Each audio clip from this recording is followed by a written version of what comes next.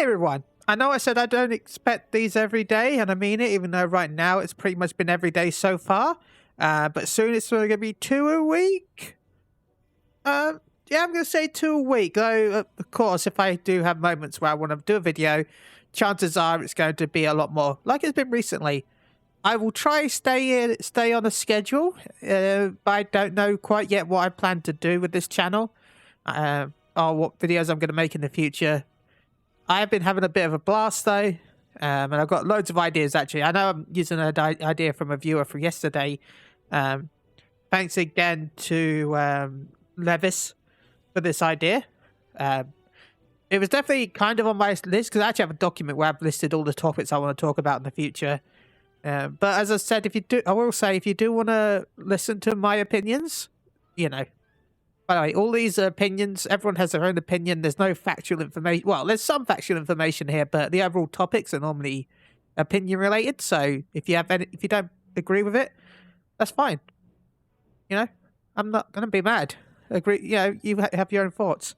Anyway, I've already got off topic. But anyway, you can check out the podcast on twitch.tv Moogle Go Around Radio every 2 weeks. We're also on Podbean, Spotify. I think we're still on Pandora actually as well. And also you can watch it here on YouTube. But the YouTube version isn't edited. Or is it from the Podbean version? I can't remember. I think it's from the Podbean, so it should be edited actually.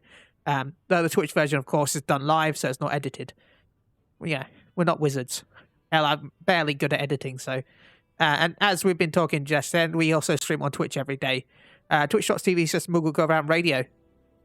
So go check that out, please, if you want to follow.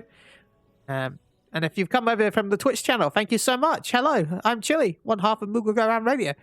Anyway, enough spiel. I hate doing that. I really do, but I just wanted to get those little bits of facts out before we start this episode, because it's a bit of a heated topic for some people, I guess, in a way.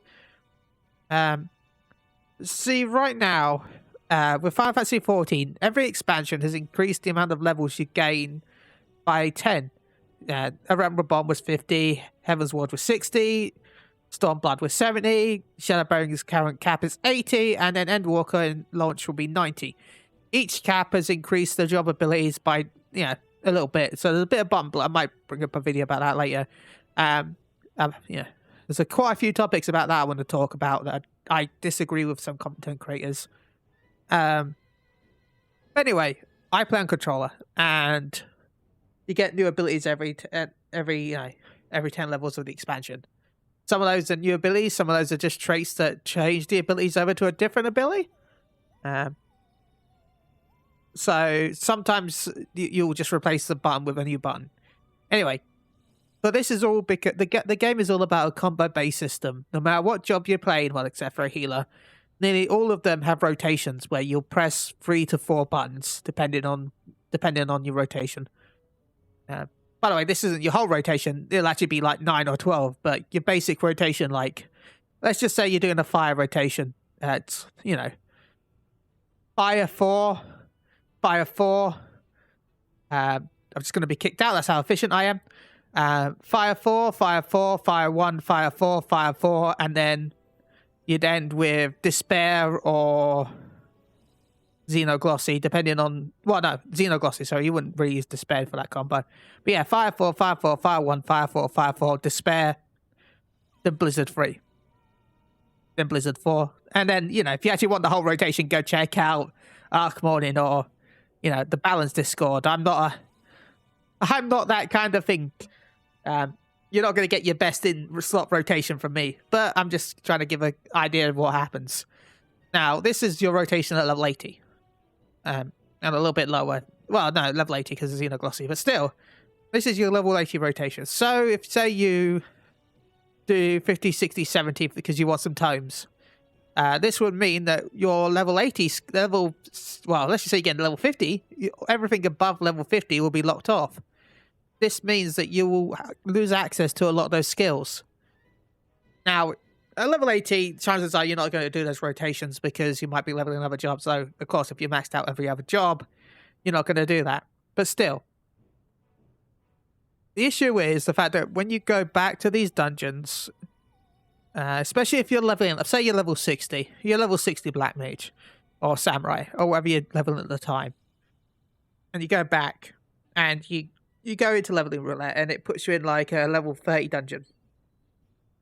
All those cool skills that you just got are now gone. You can't start practicing your rotation because everything that you can practice and use are gone. So this would mean that you're back to the basic skills that you had at level 30.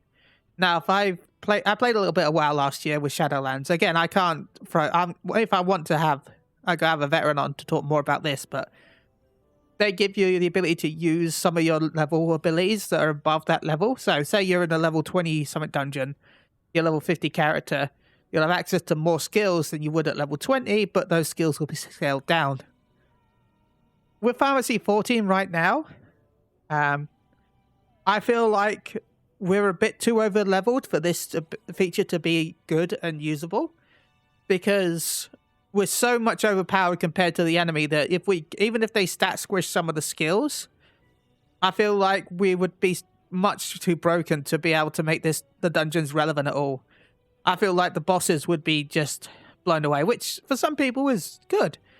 You know, they're just doing it for XP, but at the same time, if you're doing it and there's new people in the dungeon, it's not going to be a lot of fun of an experience for them to just turn up, start their dungeon, say they're in Bravelock's Hard for the first time, and then suddenly this level 80 that's been scaled down to get into this dungeon for the roulette suddenly has all these cool moves and killing everything before they can like do anything and have any experience. Well, not, you know, they'll get experience as in XP, but, you know, actually combat experience. So I feel like right now, as much as I'd like this to be a feature that WoW has, until we see the effect of the stat squish that's coming with Endwalker, and it's in Shadowlands, with Endwalker,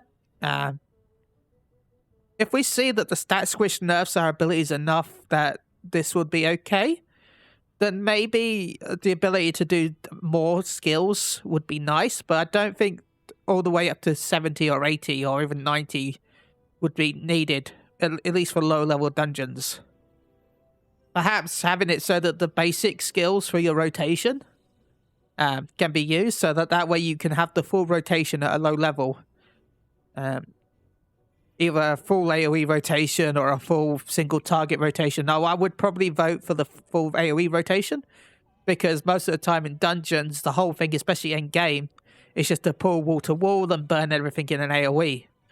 So, and I'll bring this up now.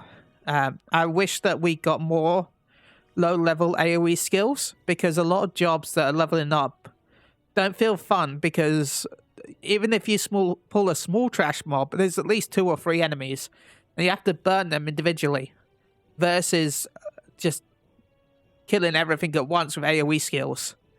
So I feel like if we can get some simple low-level AoE skills added to every class / job, then I feel like this would improve the experience of low-level dungeons far more than just giving every skill. Now, this could all change with Endwalker, especially with the stat squish. It could, but even with the stat squish, if we have no access to AoE moves, it's going to make a lot of the dungeons feel a lot slower than they should be, considering, you know, the fact that we're going to be even weaker, so we're going to take even longer per individual target. So, do I think the dungeon system from WoW would be great in 14? Maybe. It would be a good way to try some stuff out. I don't think we need every ability. And also, this video is going longer than I thought. Anyway, I didn't think we need every ability, but yeah, maybe a few of them from higher levels that let you to do at least the basic combo.